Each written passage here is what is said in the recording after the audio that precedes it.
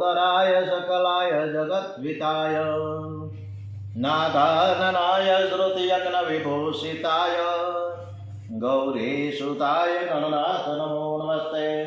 श्री गम गणपते नमो नमः। श्री हनुमान जी महाराज की जय। मनोजवं मारुततुल्यवेगं जितेन्द्रियं बुद्धिमतां वरिष्ठं वातात्मजं वानरयूथमुख्यं श्रीरामदूतं शरणं प्रपद्ये। श्री हनुमान जी महाराज की जय। श्री रामचंद्र भगवान की जय। श्री गायत्री मात की जय। श्री सोमनाथ महादेव की जय। श्री कृष्ण कन्हैयालाल की जय। बालकृष्ण लाल की जय।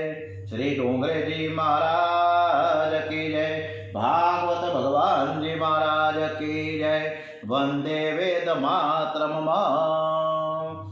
આજે 3જી તારીખ છે જાન્યુઆરી। આજે પોચી પૂનમ છે, પોષી પૂનમ। ભાઈને કે બેન રમે કે જમે, આજે પોષી પૂનમ છે। આજે પૂનમના દિવસે મોટા ભાગે ઘણા મંદિરોમાં આજે ભીડ હશે, બધા દર્શન કરવા જઈ રહ્યા છે। આજે હું પણ વહેલા સિદ્ધેશ્વર દાદાના દર્શન કરીને આવ્યો। તો આજની તારીખમાં આપણે આ કૃષ્ણ પરમાત્માને કથા સંભળાવીએ। સ્મિત હાસ્ય સાથે આપણે કથા સાંભળે છે। આજે શનિવારનો દિવસ હનુમાનજી મહારાજ ગણપતિ મહારાજના ચરણોમાં વંદન સાથે શ્રી કૃષ્ણ કનૈયાલાલ કી જય। ગોપી કહે છે કે માં, તમે કોને ધમકાવવાનું કહો છો? કારણ કે જશોદાને પાસે આવીને ગોપીઓ બધી ફરિયાદ કરે છે। એટલે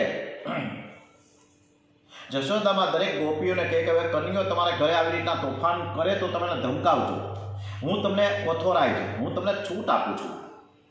ત્યારે ગોપી કહે કે માં, તમે કોને કહો છો? તમે અમને ધમકાવવાનું કહો? અરે કન્યો એવો જબરો છે કે એ અમને ધમકાવવા લાગે। આમો ગઈકાલે મેં તે મારા ઘરે તોફાન કરતો હતો, હું એને પકડવા ગઈ, હાથમાં જ ન આવ્યો, દૂર નાસી ગયો। માં દોડતી થાકી ગઈ।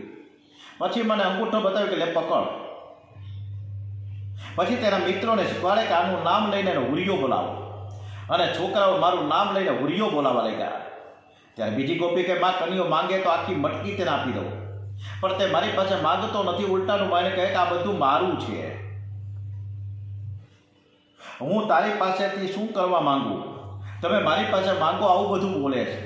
ત્રીજી ગોપી, માં કન્યાને ચોરી કરવાની ટેવ પડી ગઈ છે, એને બોલાવીને અમે માખણ આપીએ તો ખાતું નથી, કહે છે કે મને માખણ ભાવતું નથી, પણ કોઈ ન હોય ત્યારે ચોરી કરીને માખણ ખાય છે। આ માખણ એને બહુ ભાવે છે, ભાવે એનો વાંધો નહીં, પણ ચોરી કરે છે। હવે આ સાંભળીને માને બહુ જ સંકોચ થાય છે। યશોદાજી ગોપીઓને કહે તમે મને ઘરમાં પેસતા જ પકડો ને। ત્યારે ગોપી કહે, માં કન્યો આવે છે ને એની અમને ખબર પણ પડે છે, તે આવવાનું હોય તેને આગલી રાત્રે સ્વપ્નમાં આવી જાય। મેં સ્વપ્નમાં જોયું કે કન્યો તેનો બાલ મિત્રો સાથે મારે ઘેર આવીને માખણ ઉતારે છે। આ સ્વપ્ન મને 4 વાગે દેખાયું અને પછી હું જાગી ગઈ। મને બહુ જ આનંદ થયો કે આજે કન્યો જરૂર આવશે, કારણ કે સવારનું સ્વપ્ન જરૂર સાચું પડે છે। રાત્રે પથારીમાં પડ્યા પછી તમને શું યાદ આવે? મનની પરીક્ષા દિવસમાં બરાબર થતી નથી, રાત્રિના સમયે થાય છે। માં, હું ઘરનું કામકાજ કરતી હોય ને ત્યારે પણ મને તમારો કન્યો બહુ જ યાદ આવે। સવારે ઉઠ્યા પછી મેં ચૂલો સળગાવ્યો અને ત્યારે ચૂલામાં લાકડાની સાથે મારું વેડું બાળી નાખ્યું, કાંઈ મને ભાન ન રહ્યું। મને મારી આસપાસ કન્યો દેખાયા કરે છે। ચોથી ગોપી કે મારા જેઠ જમવા બેઠા તો મારા ઘરના દરેક સભ્યોને તમારો કન્યો વાલો લાગે। હું મારા જેઠને પીરસતી હતી, પણ મારું મન તો કન્યાની સ્ફૂર્તિમાં લીન હતું। મારા જેઠે મુરબો માંગ્યો, મેં સિક્કા ઉપરથી બરણી ઉતારીને તેને મુરબો આપ્યો। ત્યાં કન્યો યાદ આવ્યો, મુરબો સરસ છે, તે કન્યાને બહુ ભાવશે, મારા કન્યાને આ મુરબો પીરસીશ। આમ કન્યાના વિચારમાં હું એવી તન્મય બની ગઈ કે મને ભાન ન રહ્યું। બરણી સિક્કામાં મૂકવાની હતી, એની બદલે બરણી ધરતી ઉપર રહી ગઈ, અને બરણીના બદલામાં મેં મારા છોકરાને ઉપર ચડાવી દીધું। પાંચમી ગોપી કે માં, આજે તો તારા કન્યાએ મારી લાજ રાખી છે, એ મરતા સુધી હું કોઈ દિવસ નહીં બોલું। માતે અણીના સમયે દોડતો આવ્યો છે, અમે તો કાંઈ પ્રેમ કરતા જ નથી, તે અમને બહુ પ્રેમ કરે છે, અમારું રક્ષણ કરે છે। યશોદા કહેવાય સખી થયું શું એ તો કે. ગોપી કે માં મારા સસરાજીને ખૂબ જલ્દીથી ક્રોધ આવી જાય છે, એ બહુ ગુસ્સો કરે. આજે મારે ઘેર મહેમાન આવેલા, મને એવી ટેવ છે કે જ્યારે હું રસોઈ બનાવું ત્યારે હરે કૃષ્ણ હરે કૃષ્ણ હરે કૃષ્ણ કૃષ્ણ કૃષ્ણ હરે હરે હું બોલ્યા કરું, જપ કરતી રહું. અને એવી રીતે હું રસોઈ બનાવું છું. ઘણી વાર રસોઈમાં ભૂલ થઈ જાય છે. કોઈ વાર વઘાર કરવાનું ભૂલી જાય તો કોઈ વાર મીઠું નાખવાનું ભૂલી જાય. આજે મારા સસરાએ ટકોર કરીને કહ્યું કે મહેમાન જમવાના છે, ત્યારે ચિત્ત દઈને મારી રસોઈ તમે સરસ મજાની રસોઈ બનાવજો. અમે ખેતરે જઈએ છીએ, બપોરના ટાણે ઘેર આવી જઈશું. સસરાને મહેમાન ખેતરે ગયા, હું રસોઈ બનાવવા બેઠી. માં મન તો એવું થઈ ગયું કે રોટલીનો લોટ બાંધું તોય હરે કૃષ્ણ હરે કૃષ્ણ, રોટલી ભણું તોય હરે કૃષ્ણ, શાક વઘારું તોય હરે કૃષ્ણ, રોટલીમાં ઘી લગાડતી હોય ત્યારે હરે કૃષ્ણ હરે કૃષ્ણ. જાણે હરે કૃષ્ણ માટે રસોઈ બનાવું છું, જાણે હરે કૃષ્ણ જમવા આવવાના છે અને હું એમને જમાડવાની છું. બધી રસોઈ બનાવી છે. માનભોગ શેકતી હતી. મારા મનમાં વિચાર થયો કે કન્યાને માનભોગ બહુ ભાવે છે, તે જો અહીં આવી જાય તો તેને માનભોગ ખવડાવું. મારું હૈયું હાથમાં ન રહ્યું. માં મને એવો ભાસ થયો કે કન્યો આંગણામાં આવ્યો છે અને હમણાં જ રસોડામાં આવી જશે. એવી રીતે હું તલ્લીન હતી. રસોઈ કરનારે પવિત્ર થઈને રસોઈ બનાવી જોઈએ. રસોઈ કરનારના મનમાં જેવા ભાવ હોય તે સૂક્ષ્મ રૂપે અન્નમાં આવે છે અને તેની અસર ખાના ઉપર આવે છે. અનુદોષ મનને અને બુદ્ધિને બગાડે છે. રસોઈ કરતાં કરતાં પ્રભુ સ્મરણ કરતા રહો, પરમાત્માને ભોગ ધરો. પ્રભુ સ્મરણ કરતાં કરતાં રસોઈ બનાવવાનું ડોગરજી મહારાજ વારંવાર કહે છે. પછી તો 6 માસમાં તેનું શુભ પરિણામ દેખાશે. અન્નના 3 ભાગ છે. અન્નનો સ્થૂળ ભાગ મળરૂપે બહાર આવે છે, મધ્ય ભાગ લોહીને માંસ બને છે અને તેનો સૂક્ષ્મ ભાગથી મન બુદ્ધિ બને છે. માં માનભોગ શેકો ત્યારે કન્યાનું ઘણું સ્મરણ થયું. કૃષ્ણ સ્મરણમાં મને કાંઈ ભાન ન રહ્યું. માનભોગમાં ખાંડને બદલે મીઠું નાખી દીધું. ભોગ ધરી સસરાજી સાથે મહેમાનને જમવાનું પીરસ્યું. માં કન્યાએ મારી લાજ રાખી. માનભોગમાં મીઠું નાખ્યું છે પણ તેને કૃષ્ણ નામનો સંપુટ લખ્યો હતો. મહેમાન બહુ રાજી થયા. બધા જ મારા વખાણ કરવા લાગ્યા. આ રસોઈ નથી, આ તો અમૃત છે. આવો માનભોગ અમે જિંદગીમાં ક્યારેય ખાધો નથી. આ બનાવ્યો કઈ રીતે? ક્રોધી સ્વભાવના સસરાજી પણ આજે તો મારી રસોઈના વખાણ કરવા લાગ્યા. બધાનું જમવાનું પહોંચ્યું. છેલ્લે હું જમવા બેઠી ત્યારે મને મારી ભૂલની ખબર પડી કે મેં માનભોગમાં ખાંડને બદલે મીઠું નાખ્યું છે. મારા કન્યાએ એવી લીલા કરી કે કોઈને ખબર ના પડી. માં આજે કન્યાએ મારી લાજ રાખી છે. છઠ્ઠી ગોપી કે માં તને હું શું કહું? આજે હું દૂધ અને દહીં વેચવા જતી ત્યાં મને થયું કે મારી મટકીમાં કન્યો છે. મેં મટકી ઉતારીને અંદર જોયું તો મને મટકીમાં ખરેખર કન્યો દેખાયો. મને મટકીમાં બાલકૃષ્ણલાલના દર્શન થયા. મને થયું કે મારા કન્યાને વેચવો નથી. હું મટકી લઈને મારા ઘેર પાછી આવી. હું દૂધ દહીં વેચ્યા વગર ઘરે પાછી આવી તો હાહુમાં કહે કે ભાઈ શું થયું, કેમ પાછી આવી? અરે ભાઈ, આ મટકીમાં મને કાનુડો દેખાય છે, મારે વેચવું કેમ? મોટા મોટા યોગીઓ પરમાત્માનું નિત્ય સ્મરણ થાય એવા સતત પ્રયત્ન કરે છે.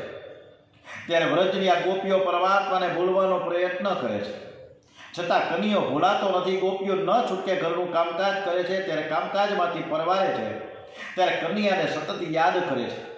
આ કથા ગોપીઓના પ્રેમ સંન્યાસની કથા છે.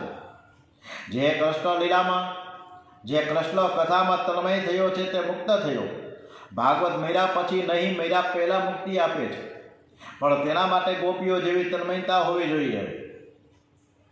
યશોદાજી ગોપીઓને કહે છે કે સખીઓ, તમને ખબર તો છે ને કે આજે કન્યો આવવાનો છે, તો તે દિવસે ઘરમાં કંઈ ખાવાનું રાખશો જ નહીં. બીજાના ઘેર મૂકી આવો ત્યારે તમારા ઘેર સારું સારું ખાવાનું મળે છે, તેથી આવે છે. 2-4 વાર ઘરમાંથી ખાવાનું નહીં મળે એટલે પછી તે જતો રહેશે. ગોપી કહે, માં તમે જે કહો છો મેં ગઈકાલે જ કીધું હતું. હું મારા ઘરના ઓટલે બેઠી હતી. કન્યો ગોવાળ મંડળીની સાથે મારા ઘર આંગણથી નીકળો. બધા ગ્વાલ બાલ મિત્રો આગળ આવી ગયા અને તેની મારી સામે જોઈ ગાલમાં ધીરે ધીરે હસવા લાગ્યો. મેં કન્યાને પૂછ્યું કે કેમ હસોસ? ત્યારે કંઈક આવતીકાલે તારો વારો છે, મારે તારા ઘરનું માખણ ખાવું છે, હું તારે ઘેર આવીશ. હું સમજી ગઈ કે તેણે કહ્યું કે જરૂર આવશે. મેં બીજે દિવસે ઘરમાં કાંઈ રાખ્યું નહીં. બધું જ હું બીજે મૂકી આવી. કન્યો મારે ઘેર આવ્યો તેને કંઈ ખાવાનું મળ્યું નહીં એટલે બહુ જ એને ખીજાઈ ગયો અને એવી રીસ ચડી કે મારો છોકરો પારણામાં સૂતો હતો એને જોરથી ચૂંટીઓ ચીટલા ભર્યા. અરે ભાઈ, તારી માં કંજૂસ છે, ઘરમાં કાંઈ રાખતી નથી. માં, અમે ઘરમાં કાંઈ ન રાખીએ તો અમે મારા બાળકોને રડાવે છે.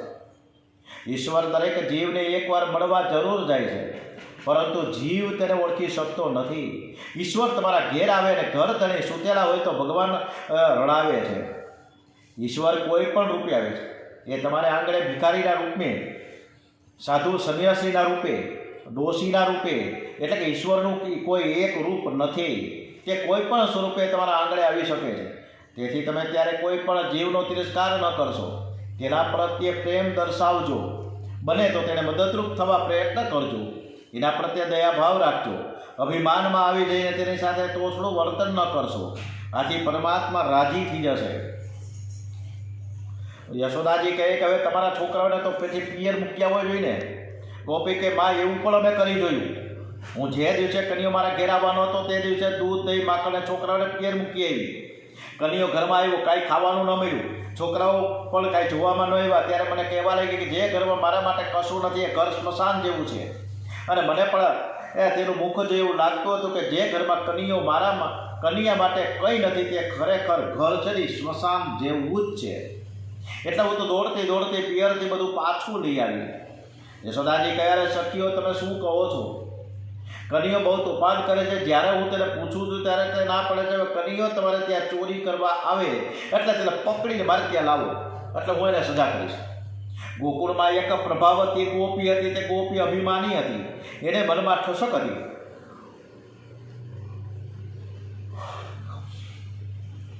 એણે કન્યાને પકડવાનું બીડું ઝડપ્યું.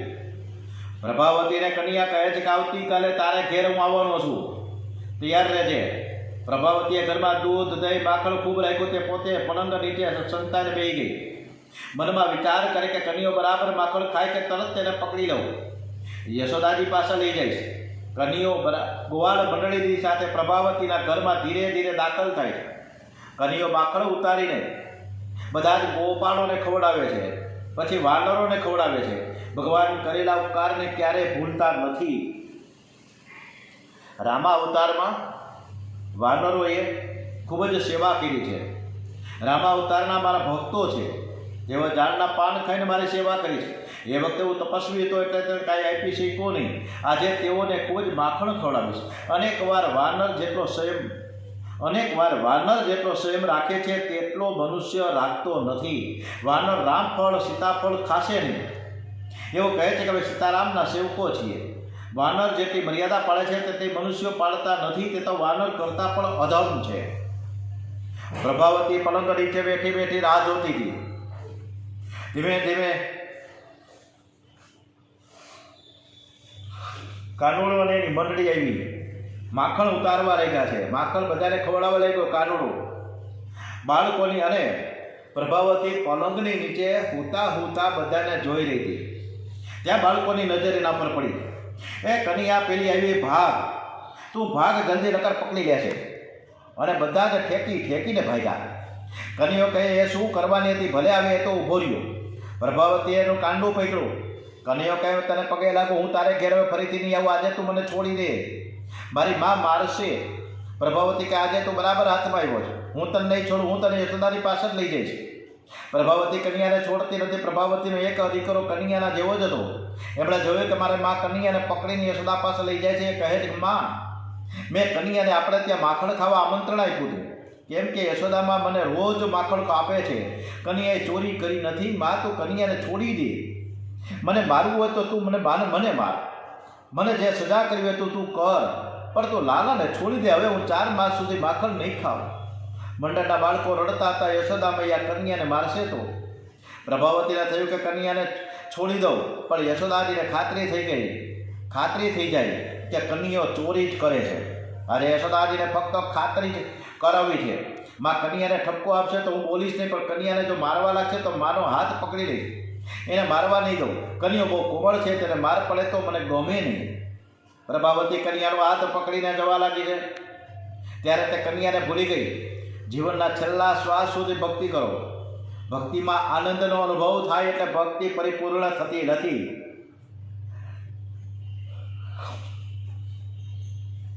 પરમાત્મા હાથમાં આવે તો પણ ભક્તિ છોડવાની નથી. પ્રભાવતીના હાથમાં કન્યા આવ્યા પછી તે કન્યાનું સ્મરણ કરતી નથી, પણ પોતાનું જ ચિંતન કરવા લાગી છે. મેં કેવો કન્યાને પકડ્યો, મારા જેવી બીજી કોઈ ગોપીએ પકડી નથી હતી, મારા સિવાય કોઈ એને પકડી પણ ન શકે. નિષ્કામ બુદ્ધિ એ પ્રભાવતી છે. નિષ્કામ બુદ્ધિ ઈશ્વરને પકડે છે, પણ ઈશ્વર હાથમાં આવ્યા પછી કોઈક વાર બુદ્ધિમાં અભિમાન થાય તો ઈશ્વર છટકી જાય છે. પ્રભાવતી કન્યાનો હાથ પકડીને જતી હતી. સામેથી વૃદ્ધ આવતા દેખ્યા. પ્રભાવતીએ તેની લાજ કાઢી. કન્યાએ ગમત કરી તે પ્રભાવતીને કહે કે મારા હાથ દુખે છે, તું મારો બીજો હાથ પકડ. લાજ કાઢેલી પ્રભાવતી તેનો બીજો હાથ પકડવા જાય છે, ત્યાં કન્યાએ એના બાળકનો હાથ પકડાવી દીધો અને પોતે દોડતો દોડતો ઘેર પહોંચી ગયો. પ્રભાવતી અકળમાં ચાલતી હતી, લાજમાં હતી, એને કંઈ ખબર ના પડી. તે યશોદાજીને ઘેર પહોંચી ઉમંગમાં અને ભવ્ય અભિમાનમાં બૂમ પાડતી કહે કે માં, તમારા કન્યાને હું ચોરી કરીને પકડીને લાવી છું. યશોદાજી કહે કન્યો તો મારા ઘરમાં છે, વાત કરી હતી. કન્યો ક્યારનો આવીને ડાહ્યો ડબરો થઈને ઘરના ખૂણે બેસી ગયો. પરમાત્માને અંદર શોધો, જે અંદર છે તેને બહાર શોધવા જાય છે ત્યારે તે દુઃખી થાય છે. ઇન્દ્ર રૂપી ગોપી કહે છે કે આનંદ બહાર છે, ત્યારે નિષ્કામ બુદ્ધિ યશોદાજીને એમ કહે છે કે આનંદ અંદર છે. પરમાત્મા એટલે આનંદ. આનંદને બહાર પકડવા જાય તેને આનંદ પ્રાપ્ત થતો નથી. આનંદ બહાર નથી, તે સ્ત્રીમાં નથી, પર પુરુષમાં નથી, જગતના કોઈ પદાર્થમાં નથી. આનંદ અંદર છે. આનંદ આત્માનું સ્વરૂપ છે. આનંદ બહારથી આવતો નથી, આનંદ આત્માથી જ નીકળે છે. જે આનંદ તે બહાર સંસારના વિષયોમાં શોધવા જાય છે તેની પ્રભાવતી જેવી ફજેતી થાય છે. પ્રભાવતીને દુઃખ થયું, તેના કાર્ય બદલ બહુ જ પસ્તાવો થયો. એ ધીરે ધીરે ઘેર જવા લાગી. કન્યાએ ગમત કરી. એક સ્વરૂપ યશોદાજી પાસે રાખ્યું અને બીજું સ્વરૂપ પ્રભાવતીની પાછળ ગયું. એના સસરા જેવો જ અવાજ કાઢીને કહે કે ઓ પ્રભાવતી, ઓ પ્રભાવતી. પ્રભાવતીએ પાછો વળીને જોયું તો કન્યો દેખાયો. કન્યો કે હવે કદી મારી કે મારા મિત્રોની પાછળ પડીશ ને તો હું તારી વધારે ફજેતી કરીશ. આજે તો તારા બાળકને આંગળીએ વળગાડ્યું, પણ હવે મને પકડીશ ને તો તારા ધણીને વળગાડી દઈશ અને આખા ગામમાં તારી ફજેતી કરીશ. પ્રભાવતી કે કન્યા, તને આવું બધું બોલતા કોણે શીખડાવ્યું છે? તો કન્યો કે મને કોણ શીખવાડે? હું બધાને શીખવાડ્યો એવો છું. વસુદેવમ સુનદેવમ કંસચાર્યું મર્દનમ દેવકી પરમાનંદમ કૃષ્ણ વંદે જગત ગુરુ. ઓમ શ્રી કૃષ્ણ કનૈયાલાલ કી જય. ઓમ શ્રી ભાગવત ભગવાનજી મહારાજ કી જય. ઓમ નમો ભગવતે વાસુદેવાય. ઓમ શ્રી કૃષ્ણ કનૈયાલાલ કી જય. દ્વારિકાધીશ કી જય. રણછોડરાયજી મહારાજ કી જય. શ્રી ભાગવત ભગવાનજી મહારાજ કી જય. શ્રી ભારત માતા કી જય. ઓમ નમઃ પાર્વતી પતય. હર હર હર હર મહાદેવ હર.